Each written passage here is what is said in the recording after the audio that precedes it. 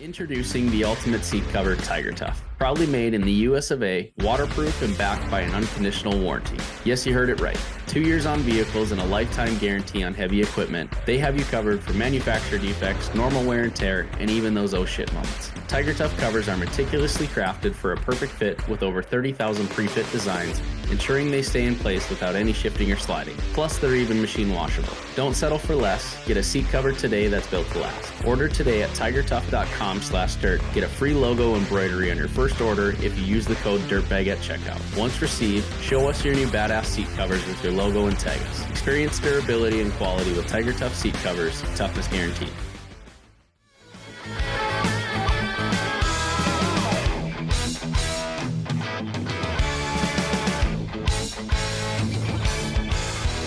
All right, you dirtbags, we are back. My name is Luke Egerbrotten, one of your co-hosts of the Dirtbags podcast. Mr. Luke Payne, how we doing, man? Cheers, brother. Good. How are you? We are a little late tonight because one of the Lukes, not going to name names, was busy at his daughter's soccer game. Soccer game, so probably was me, but it definitely wasn't Lukey. It was Luke P. But we had some rain delays, so they obviously pushed their times back. So thank you guys for being patient with me.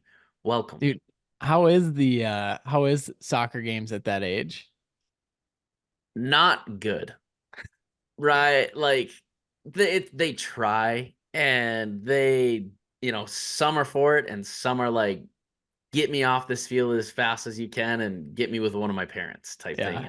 Lila is definitely option 2, where we have to like pick her up and bring her on the fields, and we're like, okay, you gotta run, and she doesn't like it. So I always joke with Riley, I'm like, well, maybe we're gonna raise some chess players. Who knows? Yeah, there you go. Oh, dude, I love it. No, it's great to have you on. Obviously, like this is just second nature to us, like late, early, figuring it out on the fly. For tonight. So our last episode we had 2 weeks ago was the owner's pay one, getting a lot of feedback from that, which has been awesome, of just people. And the guy that actually sent us the question reached out to us. I didn't even tell you this, sent me an email back and said, dude, I can't thank you guys enough for like going way into it and answering his question, but getting all that data from all the other dirtbags. So seeing that was pretty cool of That like, cool. Damn, we got that question from him and then said, let's record a whole episode on it. Yeah, and then just the correspondence back. Again, we appreciate that immensely. So yeah, so if you haven't listened to it, go check it out. Owner's Pay. That was our previous episode. And then on YouTube too, we're starting to see some traction there. If you guys would rather watch the podcast, we've got it up on YouTube, and we're also putting out some more clips from the show. We're putting out the blackjack story clip on there. So if you guys want to jump on there and watch that, that helps us out as well. So Luke, so excited. It's not just you and I bantering on the podcast today. We've got special guest tonight. Very, very special guest. Longtime listener, actually from day one dirtbag, the perfect guest that we could ever have on the show. I think we just had to wait for the right time. That right time is today. We've got Jon Vanzee in the room here in studio on the Dirtbags podcast. How we doing, man? What's up, guys? This is exciting. Welcome on, my man. I told Luke earlier when we were talking, first time caller, long time listener type situation here. Dude, that's so awesome. Jon, let's dive into that. So for anyone that doesn't follow Jon, he's at 641 Excavating, previously JVZ Enterprises. So there was a name change. We're going to dive into that as well. When did you start listening to the Dirtbags, and what has been your all-time favorite episode? Because since day one, I mean, you've given us, anytime we need something from you, a question, an answer, resources, advice, like you've always been dialed in. You're always resharing our stuff. So just from your experience, like what has been one of the most impactful, I guess, episodes? Wow. I didn't look back to see which one I liked the most. I think they all have their own value. Anything from the questions to the rants and raves, and the guests. It's always been top-notch guests. I think that's what hooked me from the beginning. Because what was it? I'm bad with dates. 2022 when you guys first started. Yep. I think honestly, the first one I listened to was with James Doyle with Innovative. Yeah, oh yeah. That was a good one. And it's just instantly hooked. And it's like, all right, these boys are here to change what they're after. They want to make an impact in the industry, and it's been uphill since. Dude, we appreciate that. And the funny thing is I was talking to somebody yesterday on LinkedIn. They said, hey Luke, gave you a follow, like just started listening last week. And I'm like, oh, right on. Like, which episode are you listening to? They're like, I'm starting with episode 1 with Aaron Witt. I'm like, oh gosh, like this has got to be a train wreck. So I mean, The first luckily, like 10 episodes were tough to listen to. yeah, definitely. And I've never really listened back to them, and I think there's good reason for that, but you got to start somewhere, I guess. I think there's a few though that I'll go back to, like sitting in a piece of equipment all day. You can only listen to music for so long. True. But all of a sudden I'll have a thought and it's like, all right, I remember hearing that on the podcast at some point. So I'll still back and like, okay, it was this podcast. So I'll go back and listen to bits and pieces of it just so I can refresh my memory. So it's again, there's not a favorite one. They're all I've listened to every one of them at least, 1.5 times just to regain, because there's knowledge out there. There's all sorts of knowledge. That's crazy. I mean, Len, Luke and I, we always say, we just try and bring those people on, and because it's not us with all the knowledge, it's just figuring out what you guys want to hear and bringing them on. But enough about like the Dirtbags podcast, but I'm excited to dive into your story and how you got here. And I know that it's been a journey to get here. So help me out a little bit here, but 2024, we changed the name from JVZ Enterprises to 641 Excavating. But walk me through the progression from right up until JVZ Enterprises, or if there's anything before that. So yeah, JVZ Enterprises was actually formerly a business called VZ Hogwash. In 2017, I was approached by a friend to buy part of his business out. He had a hog confinement washing business, and I was in construction sales at the time, commuting an hour every day, and I was just sick of driving. So I'm like, all right, I'd helped him on the side off and on. I'm like, all right, let's do this. And that's I come from a background of you work your hourly rate and you go home at the end of the day. I have no business background at all, and I learned a lot with that experience.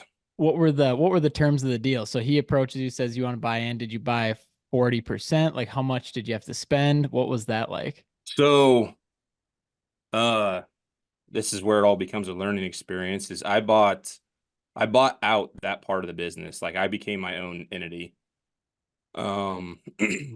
Bought some blue sky customers, because it's the thing with hog confinements is they're on a rotation. So they grow their pigs. They come in at a certain age. They grow them till they're 6 months old, and then they go off to slaughter. And at the end of that, then we got to come in there. We had to come in there and completely power wash it, sanitize it top to bottom. I mean, it was cleaner than most. It had to pass inspection every time. Yeah. But so what I did is I came in there and I bought the blue sky of all his customer list, and then all his equipment that he used for that side of his business. And then he went on to keep doing, call it mobile washing, houses, decks, semis, anything of that nature.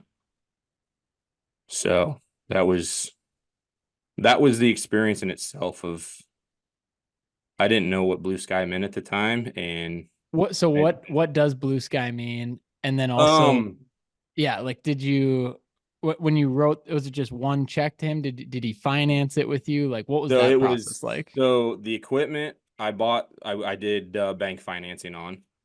And then the blue sky customer list, numbers, profit, loss, all that, whatever you want to call it, that stuff that he lumped into there, that was seller financed. And like what does blue sky mean? Your the way I understand it, again, I'm a rookie, but that's your intangibles, your stuff you can't lay hands on. I didn't know at the time that I should have had actual signed contracts. So the signed contract is definitely a blue sky item. But Yeah. Jeff, or excuse, sorry, I got a text from a Jeff. Sorry, John. Um, what is? I don't know if you can answer this, but like, what was total purchase? Yeah. Oh boy, I'd have to go back. Like, are we talking like $1 million or 50K? No, like around 100,000. Okay, 100 cool. grand.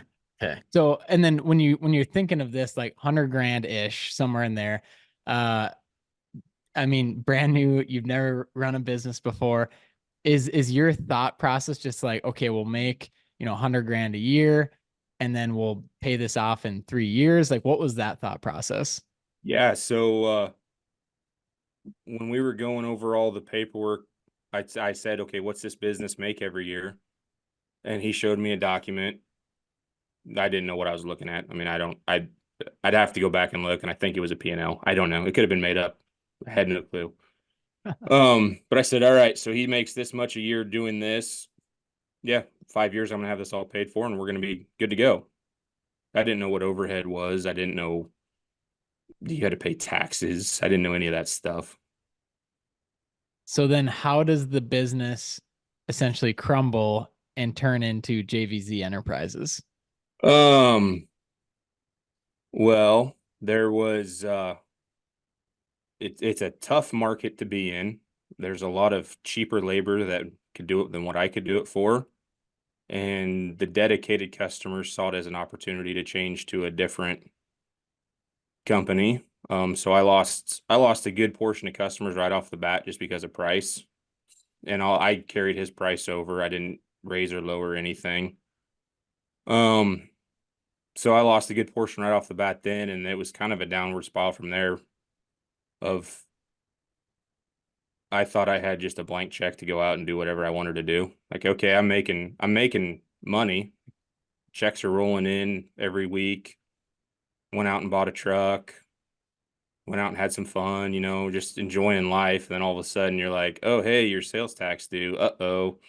What's that? Or yeah, I gotta pay into that.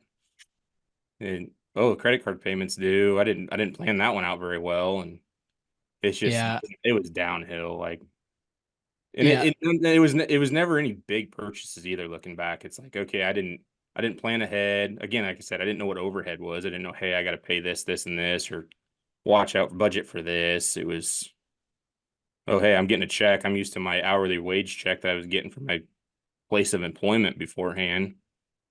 Let's play with this money and just Yeah.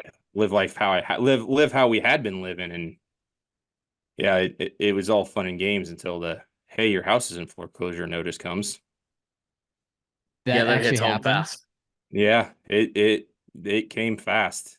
It was, I'm selling everything I can sell and getting rid of assets and saying I don't need this anymore. We don't need that anymore. And then the home loan company comes, the mortgage company comes and says, hey, you're behind and we can't let it go anymore. And yeah, that was when it all of a sudden it goes, hey, we need to make a change.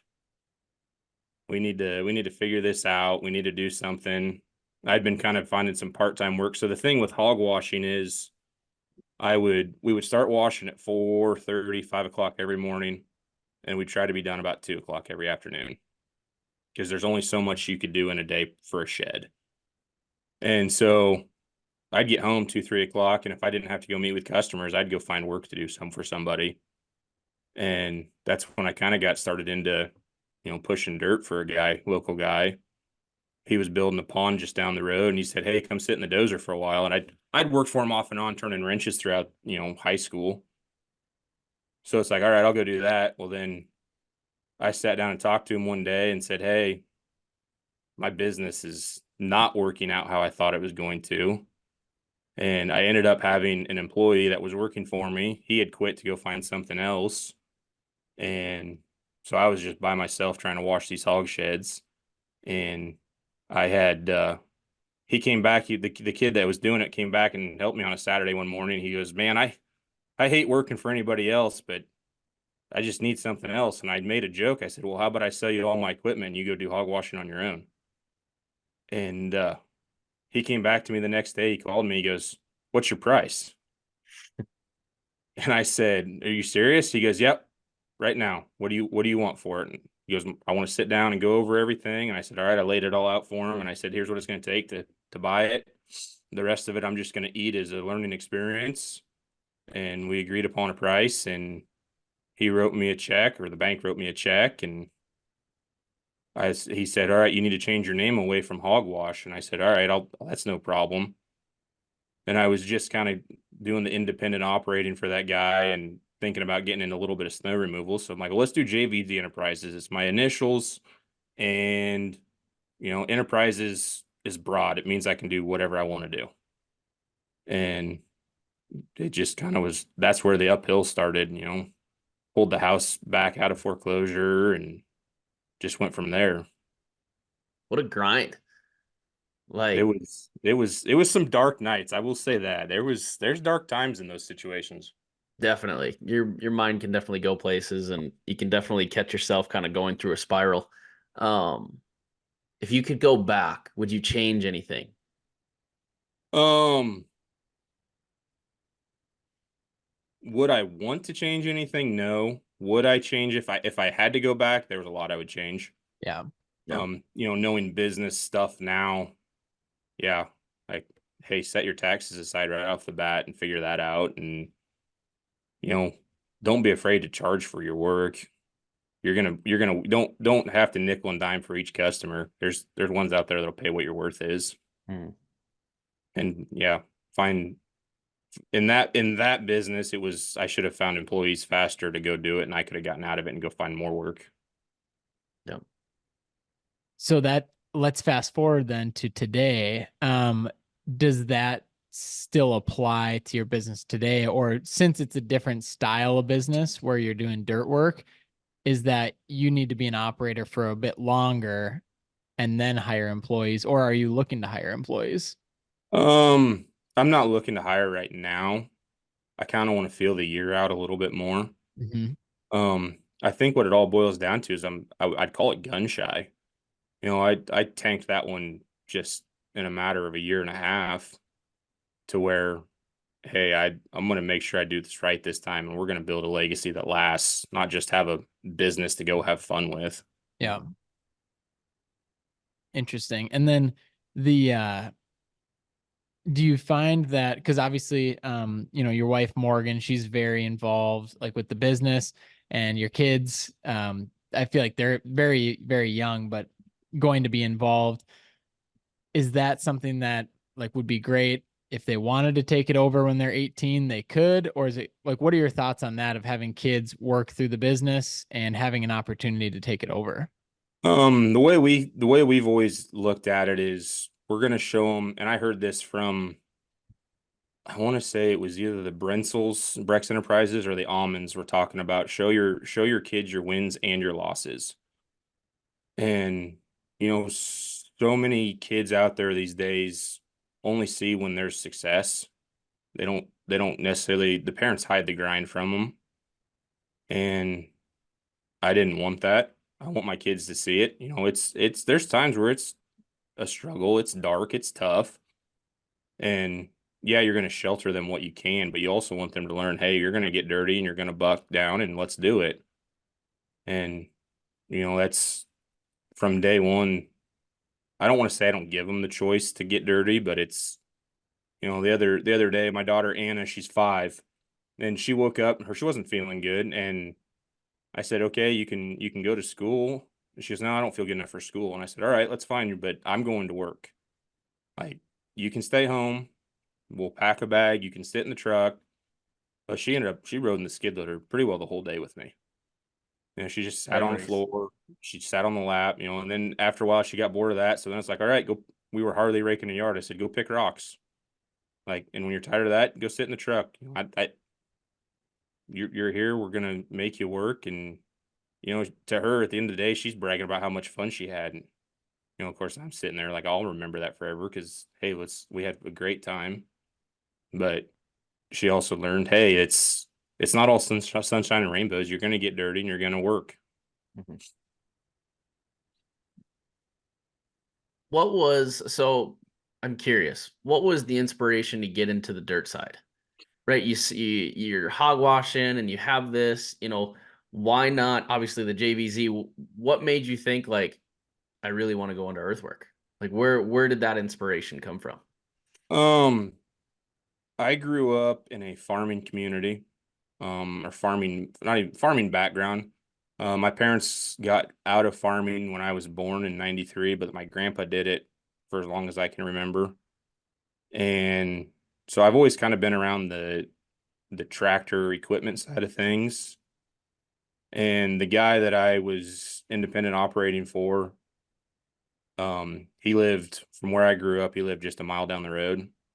And so I'd go turn wrenches on dozers in the winter and help him here and there. And then in high school, I got into doing concrete for a neighbor and just absolutely love skid loader. I mean, I've been running skid loader. We had, when my parents were still kind of halfway farming when I was little, we had a neighboring property where we kept some stuff at. And at 4 years old, my job was to drive the John Deere T-handle skid loader from property to property. So I've kind of been in the equipment for forever. And then yeah, fast forward from high school all through all those years of different jobs to where got done with hog washing, and the guy said, "Hey, yeah, just come sit in a dozer. I'll teach you how to run it." I like this is cool.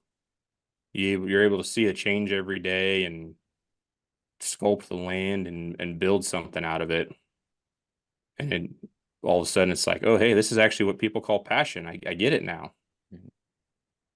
Yeah, it grows on you fast too, It especially when you're doing does. something that you like. And if you can physically see the change and you're doing it with your hands, it's tough to beat. That's for sure. Oh, that's cool. So obviously 641 excavating, is that right? Yep.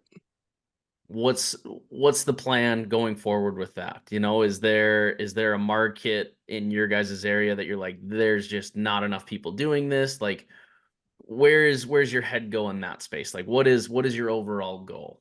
Yeah, and also Um, to spur off of that too, like how has business been so far with that, and like what have you Yeah. seen?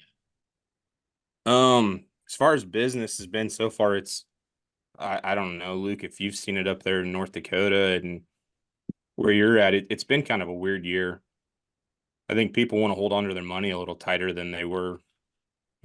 I call it the code. Everybody ran out of their COVID money is what I've been saying. Mhm. There for a while, everybody wanted to spend, spend, spend, and they were sitting around looking at projects and let's do this, let's do that, or let's build this. And we had all sorts of storage units going up over the last couple of years where it's just go, go, go. And now all of a sudden everybody's backing off this year. So it's been a weird, slower year than I expected. Yeah, we've seen that too. A lot of things to bid, but there's a lot of rebids going out just because of pricing. You know, it might Yep. not meet, excuse me, certain criterias, or it might not meet the budget of the owner. So you definitely got to find ways to get creative to help get these projects going from what we've seen. Yep, exactly. Yeah. As far as growth, excuse me, as far as growth, again, we're kind of taking it slow, just trying to really set the foundation. But from day one, Morgan and I have both agreed we want to build a legacy. We want something that when we're driving down the road in 15 years and you're say, okay, that dozer or that excavator, that's my crew running over there, that's this crew over there. You're driving around town and the kids go, hey, there's one of our trucks type of situation. It's just we're trying to set the foundation to grow into that. Yeah, and John, even just from my perspective, obviously we've been connected and following each other for a long time, and I feel like you do things in a good way, like a lot slower in business and on purpose, though. And I would like to hear a little bit about the new Hitachi. I think it's the 135 that you got, because it seemed like that was very methodical. Of like you waited, you waited, you waited, and then you bought it, and it's been like a great asset to you. But you didn't just run to Caterpillar and get the newest thing right when you got your first job. So I'm curious to hear your thought process on that, and then how you took that next step there. So actually that machine is rented. Oh, it It's is. not Okay, cool. I don't own a single machine yet. Um just running the numbers, and part of it goes back into the bad business experience of trying to fix bad credit. It's kind of hard to buy a dozer on bad credit. But everything number wise is just made more sense to rent right now. And just, hey, let's go rent it for the summer and just bang out. Let's, if we line up enough work, and then everything after that is awesome. Hmm. But we're figuring our numbers out of, hey, if I rent a skid loader or rent an excavator or rent this, I can make the profit I need off top and still be okay with not having a payment if, shit does go sideways this fall. Gotcha. What are your terms on rentals? Like, is it a month at a time, a day at a time? Like, how does that work typically with where you're at? The skid loaders, I try to find a one for a week. Yeah. Um, and I don't like day rental just because it's more expensive. Month would be better, but you just week I know what price I need per hour out of that skid loader for a week, and I just go get it done. And the same thing with the excavator. I'm more on a month with it Yeah. just because it's a bigger piece of equipment. Does the rental company move it for you? Like, do they have a logistics side, or do you have to do you have to sub that out? So that is actually it's a customer that owns it. Um, Kind of I help him, he helped me situation. Hmm. He didn't want it sitting around, and I needed an excavator to use. But I have, yeah, I sub it out for moving. There's a local company that we've just, even the guy when I independent operated for him, it's just $300. He moves it anywhere within an hour. Cool.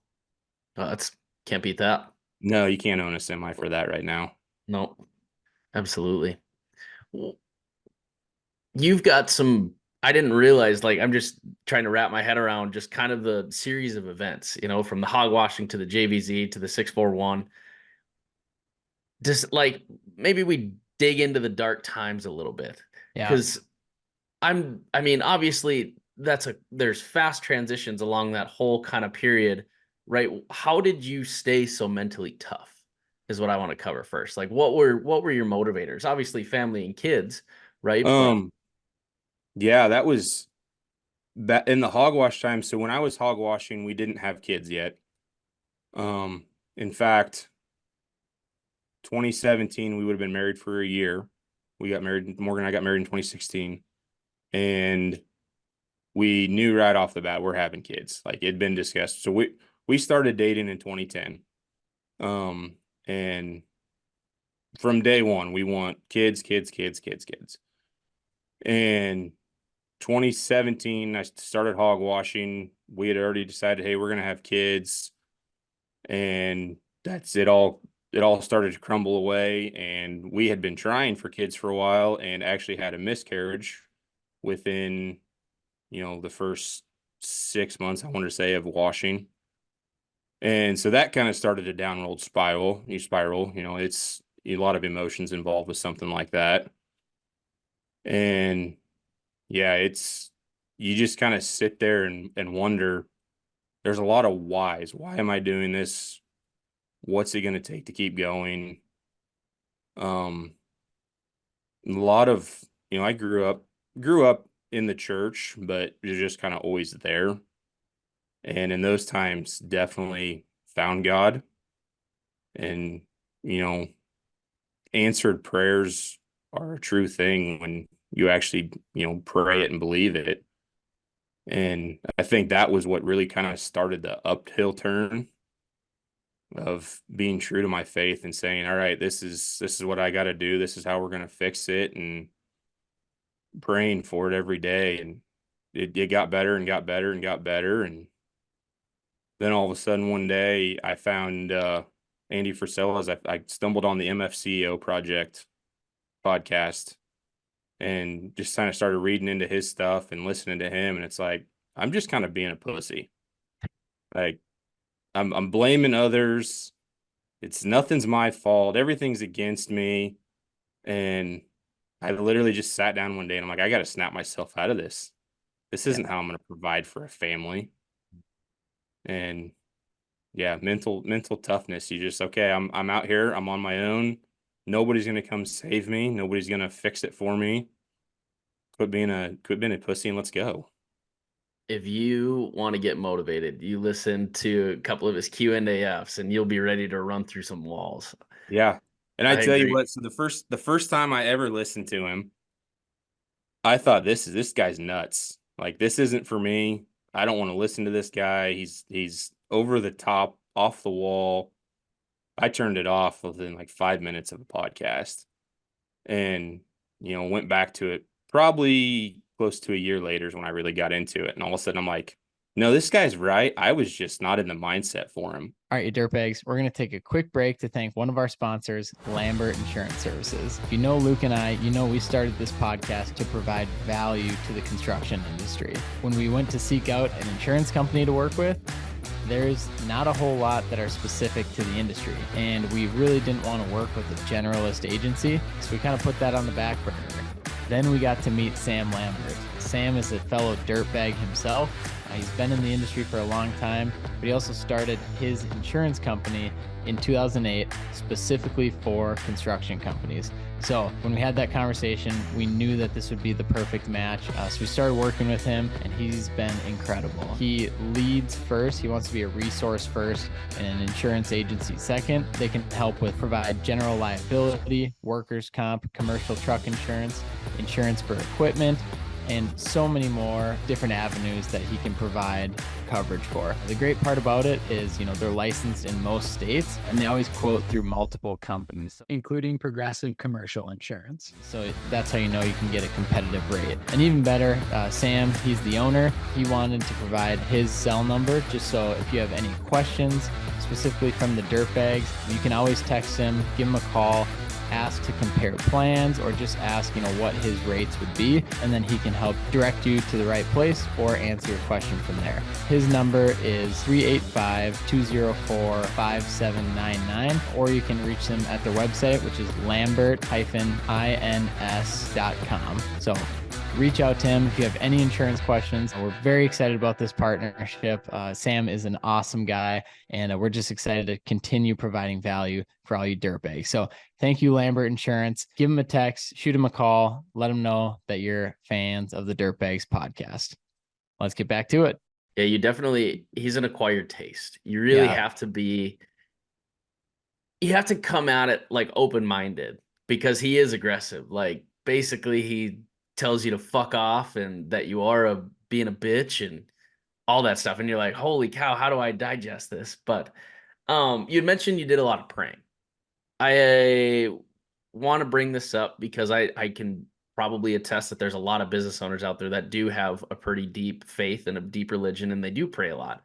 I came across this on TikTok the other day, and of all places, and it was, I can't remember the exact saying, but it was something like, God doesn't give you what you're praying for right away, just like he doesn't spite you for when you sin, or spite you right away when you sin or something. I was like, fuck, that is cool, because there's times where I catch myself too. I'm like, dear Lord, baby Jesus, let me win that lottery, and it's obviously doesn't happen that way. But when you're really deep into it, it's you have to remember you need him in the good times too, along with the bad. And I feel like people forget that in that space as well. Yep. Yeah. 100%. And John, Luke, that was perfectly well said, because John, I was going to bring that up to you too, of like, how your faith has stayed so strong during the good times as well. And I'm sure it's easy enough just to pray when times are tough and when you need like that lottery win or that lifeline. But as you really realize that is your number one priority. And I always tell people that, business isn't my number one priority. It's my faith, my wife, and family, and then probably business is like 3 or 4. But because without my faith, without Jesus, like I have nothing. And those are my beliefs as well. And so, John, it's been really cool too to see you not be ashamed of that, but also to be proud of it and to show that. And I know you've texted me before of just like, when we'll bring it up on the podcast or something, you're like, dude, that was really cool. And I think, for a lot of people too, like that can give them that vision of like where they want to go in life with their business as well. And just being like a good steward of God's business and of his resources. It's like, it's such an incredible feeling when you feel that and you can know that you're doing good of like running this for him. Yeah, and it's easy to get, I don't know, you call it cruise control. Like everything's going good, and Mhm. you're kind of, oh hey, yeah, maybe I'm putting it on the back burner, but I always say God just smacks you in the face when you need to get your attention with something, and all of a sudden you're like, oh yeah, I wouldn't have any of this if it wasn't for him. Mhm. You know, and it's all there. I mean, it's predestined. He knows how you're gonna, he knows what you're gonna do tomorrow, and you just got to sit back and go, okay, it's in your hands. Whatever happens, happens. Show me how I need to, give me the wisdom to proceed how I need to proceed. Yeah, dude, I love how he put Andy Frisella in your life to smack it out of you and to be like, dude, get up, go get it done. My family's life is on the line. Like, quit crying. Let's get her done. So I think that's, Yeah. I'm sure people listening to that don't know Andy Frisella are going to go listen and get that like smack across the face that they need of, they aren't the victim here. They can go get it done. Yeah, that's the biggest thing. And Morgan and I both, because after I kind of went through it for a couple months of Andrea, I'm like, you got to listen to this. Like I kept telling her, you got What to did she listen. think? She gets into it. That's awesome. She likes it. And then you got to be careful sometimes, because next thing you know, you start picking out who in your life is playing the victim card all the time, which is fine. You weed them out. There's nothing wrong with cutting people out of your life if you absolutely have to, Mhm. if they're bringing you down. And I say Andy helped us do that, and it's just, yeah, the get rid of the victim mentality, because it will bring you down. It will. It's cool that you said like gotta smack you in the face when it's needed, and that's so true. He'll put something in your way that just makes you stop and like almost be like, I have no idea what to do now. Yeah. And Yeah, it's how you take it and you what you get hit do with with it. the, oh, I'm sorry, and I swear, and I don't condone it. I don't. It is what it is, and I'll say it. I'll even stop and be like, sorry, God, I was being a dumbass. Like, yeah, you're right, man. I got to focus more on what's in front of me and not be on cruise control. Absolutely. For anybody who says that they don't do that, I'm gonna call them a liar. Yeah. So I don't think you're the only one, but no, that's super cool. And I don't think faith is talked about a lot in our industry. I love talking about faith. I think, I always tell people we're called to suffer. So we need those bad times to enjoy the good. And we obviously got to not only in the bad times look for God, and you got to in the good times as well, and go to church and say your prayers, and live the way he's calling you to live, and he'll direct you in that way as well. Yeah, and it's interesting to me though, is how many business owners in the construction industry that you meet that are strong in their faith, Yep. but you think you're so secluded from it. Yeah. Like, oh, I'm a Christian and I believe, but I'm not going to bring that up in a business meeting because somebody's going to look down on me on it. When in reality, there's more out there than anybody thinks, and it's such a conversation piece too. Yeah. But It is. Yeah. it's so don't talk about it, but in reality, you're supposed to be. Yeah. The first person you should always go to, if you are a believer in business when you're making a decision, is Jesus, and just ask him first before you get stressed out, before you are trying to come up with all the answers yourself. And like, think about that, like how many decisions you make on a daily basis as a business owner. Like, are you even consulting with your Lord and Savior? And it's like, if that's no, it's like, oh no, that's for Sundays. Like, what are we even talking about here? What are we even doing? So, and we all are convicted of that, right? And we all need to take a step back and say, like, yeah, I've just made all these decisions just by myself on my own without even thinking about asking God. And so it's such a cool thing to like, man, we're not in this alone at all. And John, to your point too, I would agree with like how many believers I've gotten to talk to as well in the construction industry. And because I'm not afraid to talk about my faith, and they see that and they come to me and say like, hey man, like I saw that, like, do you want to jump on a call and like talk more about this? I think that's really cool. And I'm still exploring the Bible as well, of like, there's so much to learn and so much to like educate ourselves on. And to me, it's fascinating. It's like a whole new area of my life over the last few years that has been opened up, and it's painted a clearer picture of how I want to live my life and, what we're even striving for. Yeah. Yeah. And again, back to the Andrew Frisella thing, him when he had Vaughn on there all the time in the beginning with the MFCO project, and they would literally spell it out that, hey, if you run your business according to how the Bible tells you to run it and be in your faith with it, you're gonna succeed. Yeah. Yeah, it's not a question of if, it's just a question of when. Yeah. And that's a good point, Luke, because John, I think it's great to know when to pivot and do another business, because sometimes you have that psychotic vision of like, this is going to work. This is going to work. And you need somebody to say like, dude, you just need to pivot and do a different business. Like, this is not it. And I'm sure, Luke, I'm sure you've had experience with that too, with working with people, or even maybe with yourself, of like, you sometimes just think it's going to work, it's going to work, it's going to work. But sometimes you just need a fresh look at a new idea or a different process of how you do things. Yep, absolutely. Pivoting is huge, and knowing when to pivot, because again, what's represented online, I always go back to what people try to show. And the one image that I always see is the dude with the pickaxe, and he like stops short and there's like a Diamonds. bunch of diamonds or something, and he's got his pickaxe and he's got his head down, and then somebody coming in right behind him, and this much space left, and he would have been there. But when you pivot, there is different directions that you can take. It's just, have you exhausted all of the options? Is there anything else that I can do to make this work? And I feel like if you've exhausted all your options, and there isn't, that is when you have to tell yourself, okay, what next? Okay, I've got one for you guys then. And John, maybe you can answer this too, with, the tough times you've seen in like the other businesses. Like, at what point when you pivot, do you pivot to like getting a job? You know what I mean? And that's not a bad thing or anything, but like, at what point do you say like, maybe I'm just not cut out to like be running my own businesses? There's way too much risk, not making enough money. Like, at what point do you go get a job?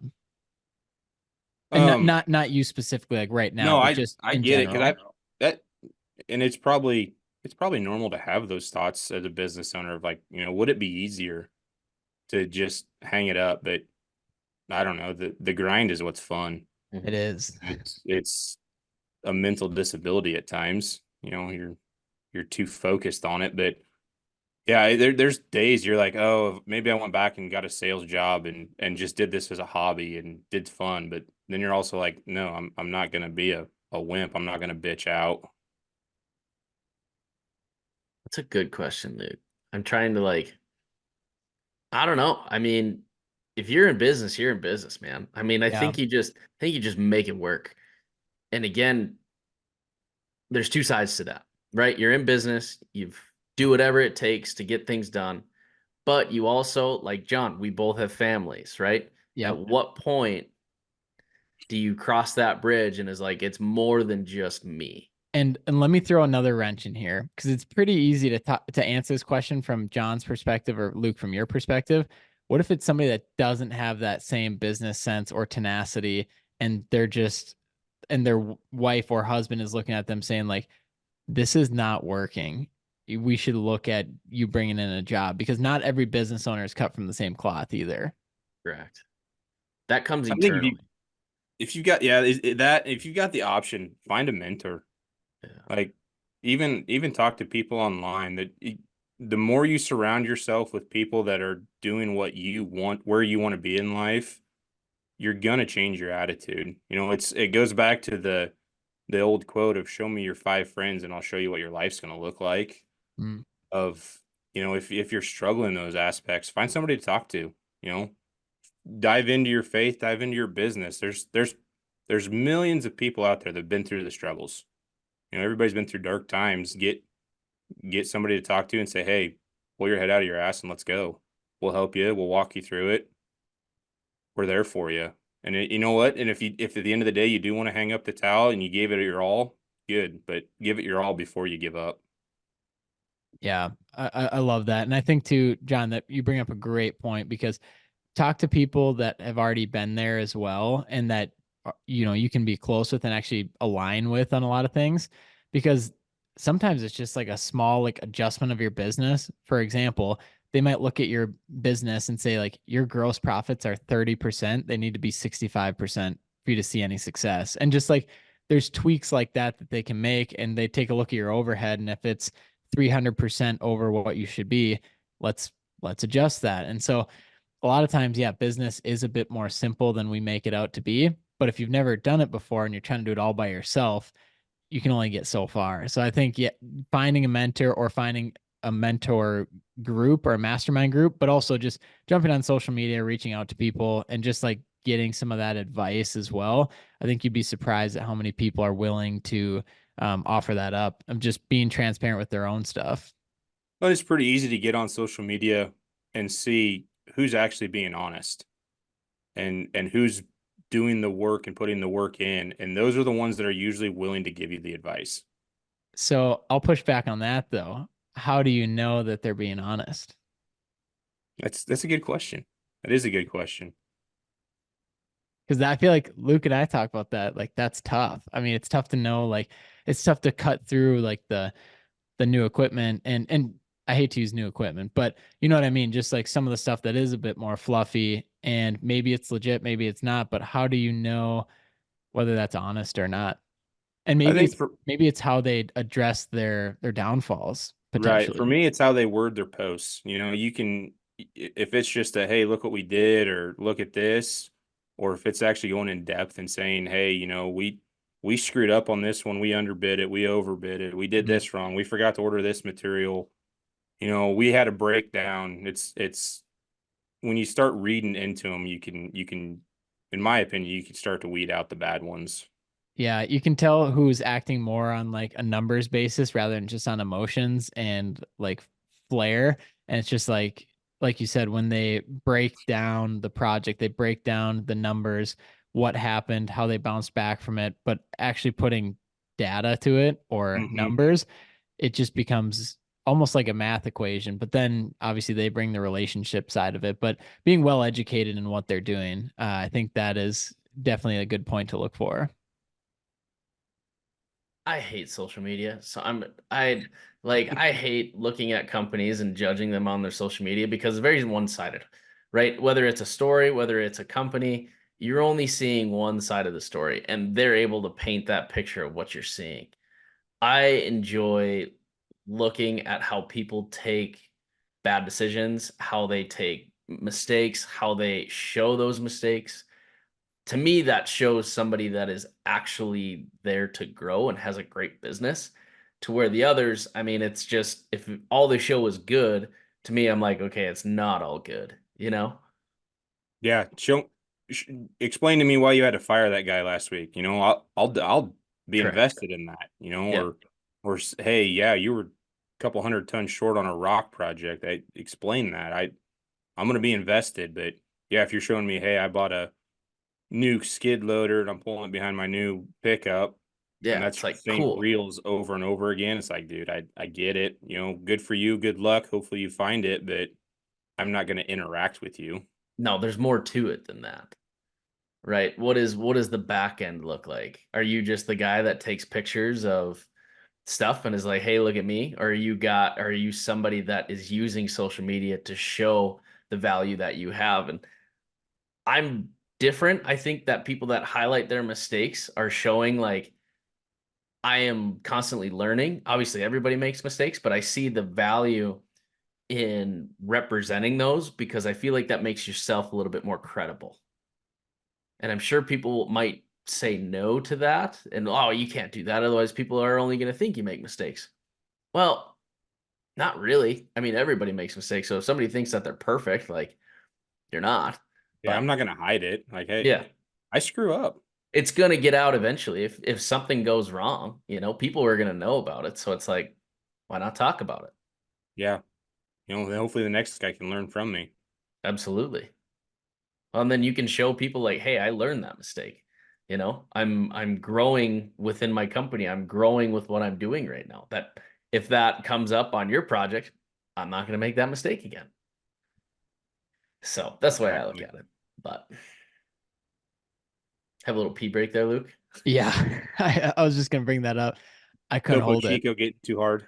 Yeah, well, I had a Celsius, a Topo Chico, and 2 waters, and I was like, because I want to keep going. I was like, I can't just wrap it up here. We got like 30 more minutes here, and I was like, I gotta go pee while Luke's talking. So, There you go. There you go. Welcome back.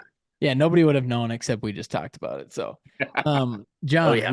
we got to meet you in person last year. That was the Phaser fundraiser trip. So you came up, which insane. Like what a surprise. You drove up. It was how many hours was that trip? 7, 8, somewhere around there. Yeah, so you drove up like 7, 8 hours, you and Morgan. You guys dressed up, you came to the black tie gala, helped us we raised $30,000 for the Boys and Girls Club. And then you guys, I believe you went out to Fargo then after. Yeah, so Morgan's stepsister lives in Fargo. Oh, cool. So we saw your invite, and we're like, we're big on, you're supporting everybody out there in the construction world. We'll just even say the podcast, everybody you're trying to support. And it's like, okay, how can we give back? How can we support those that are supporting others? And we're like, we're going to that. We're going to drive up there. We're going to take a little mini vacation.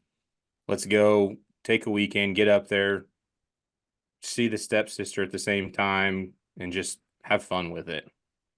Yeah, dude, and I, already talked to you about this, but that meant a ton, like just to see you guys there. And I know you put out a post about it after and you said, just make the trip. Like, don't think twice about it. Make the trip, make a trip out of it, especially, like you said, you keep going, you make a trip out of it. It was so cool. And I know you got to sit with Luke and Colin and meet new people as well. And that's really, yeah, just my goal with that as well is to like how can we bring people together on a consistent basis and do a good thing like for Luke and I's community. And it's just so cool to see how many people are starting to contribute to that, but also like for you to say like screw it, we're gonna drive up and attend, like that was badass. Yeah, that was Yeah. cool. That was fun. We're doing it again. It's on the books for August. Let's go. It's Yeah. it's So in the anyone calendar. listening, it is an open invite, especially if you're a Dirtbags listener. August 8th. It's a Thursday. It is from 7 p.m. to 10 p.m. in Detroit Lakes, Minnesota, which is Luke and I's hometown. It's at Detroit Mountain. If you have any questions, reach out to the Dirtbags page, Phaser page, or my personal page. But yeah, in a nutshell, we have drinks. We dress up, black tie gala, music, food, live auction, silent auction. Just have a great time. It's 3 hours. We raise money for the community and we party, and it's a ton of fun. So it's if anyone wants to come, let me know. It's like I said, open invite. We have people travel from all over. We'll have about 300 tickets this year, so let me know early. Let's fill it up. It's awesome.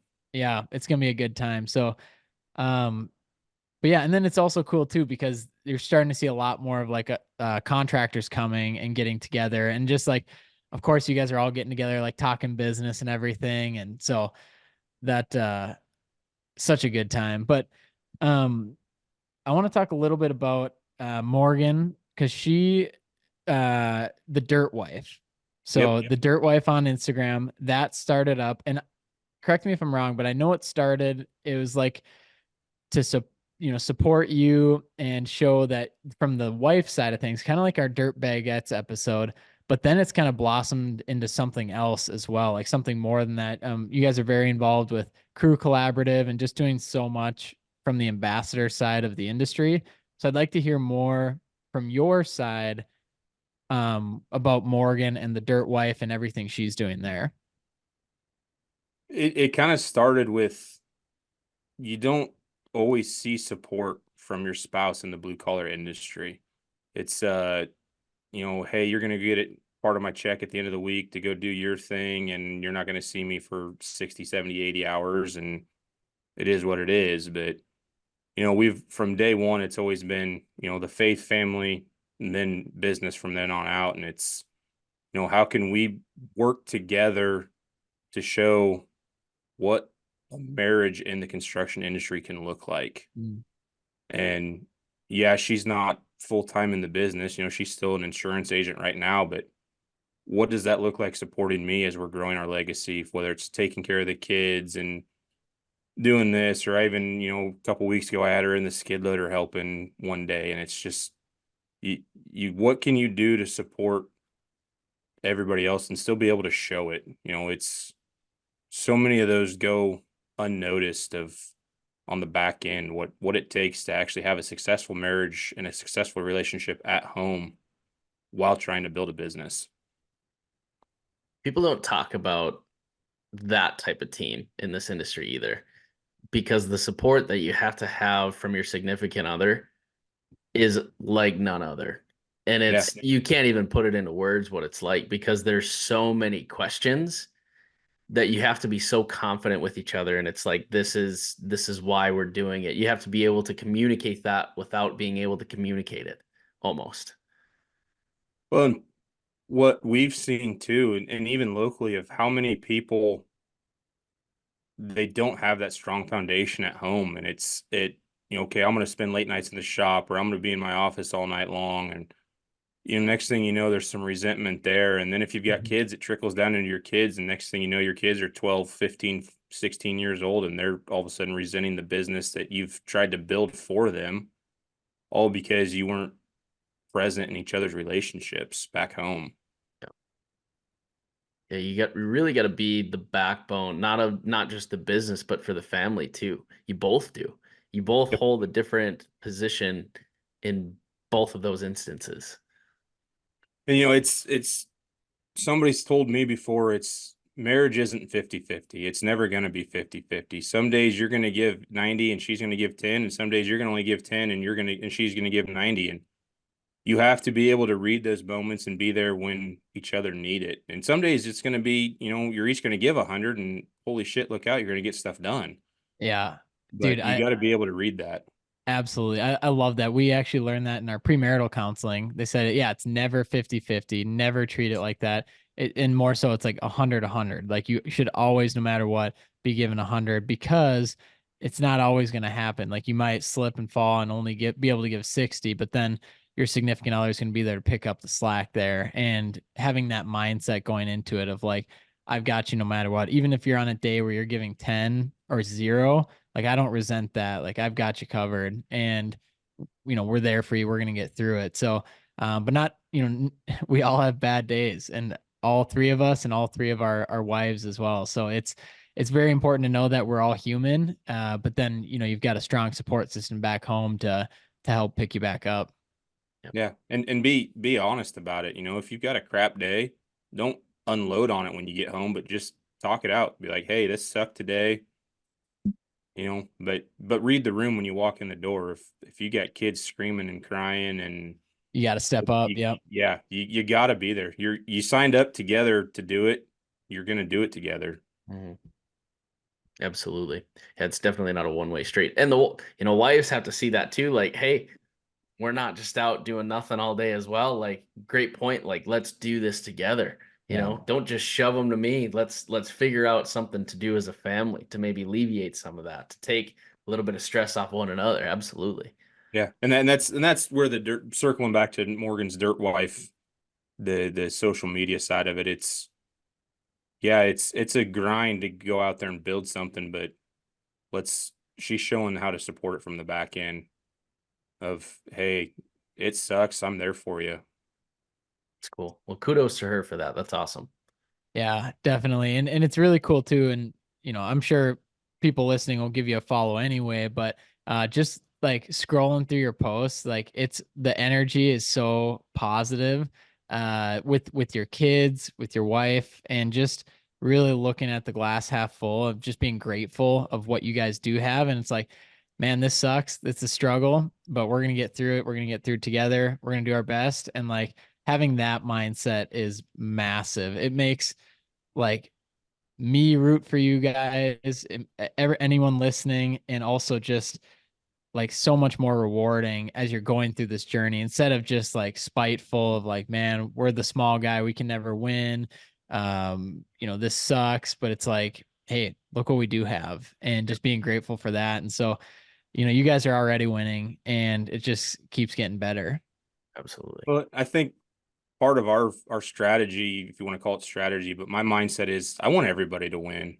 Yeah. You know, even local guys. If I've got people that come to help, and Luke, I'm sure you have it too up there of hey, how do I bid this? And I'm not going to tell anybody what to do or how to do it, but I'll gladly share some input because there's going to be a time where I need help down the road. I'm not going to shut anybody out. You know, it's open door. I help you, you help me, but don't step on my toes type situation. Yeah. You gotta, I learned that the hard way a couple times. I am not in for everybody winning, right? And my mentality was that. But I think there's some shitty people out there. And Yeah, I so agree. protect yourself, but be Right. willing to be vulnerable is how I try to put it. Like, hey, I'll tell you things that I've got going and I'll tell you how I did certain things, but it is up to that person to figure it out for themselves. Right? Yeah. If they're looking for advice, hey, I'm sorry, that's something I really can't give you. I'm hoping you're able to learn it, maybe better than I did, but that's tricks of the trade, So Yeah. maybe that's I'm not going to selfish. tell you, not going to tell you how to do it, but I will point you in a direction to where you can learn. Absolutely. Absolutely. And there's, yeah, huge value in wanting people to learn because I mean, there's such thing as, competitive competition is good competition, right? And so in that case, yeah, there's people that win in that sense. But I definitely know the mentality that you're talking about, and I've definitely shifted it to where it's me against you. I'll be your friend. I'm not here to make enemies. Right. This is a competition and I'm gonna win. Yep. Yep. But you want Yeah. the competition because it makes it fun. Absolutely. Yep. Yeah. And a piece of advice too for somebody listening that's newer and they're like, well, how do I get started? How do I know what to do? My recommendation would be reach out to somebody that's not in your local area. Reach out to somebody in a different state. Reach out to somebody that's doing what you want to be doing. They're probably a bit easier and more transparent with you because you might be 6 states away. You're never going to be competition. And so they might give you everything they have, which is fine. Instead of going to your next door neighbor, like you guys are talking about, you're going to give them some stuff, but you're not going to give everything. And that's just good business as well. Like you do have to figure it out along the way.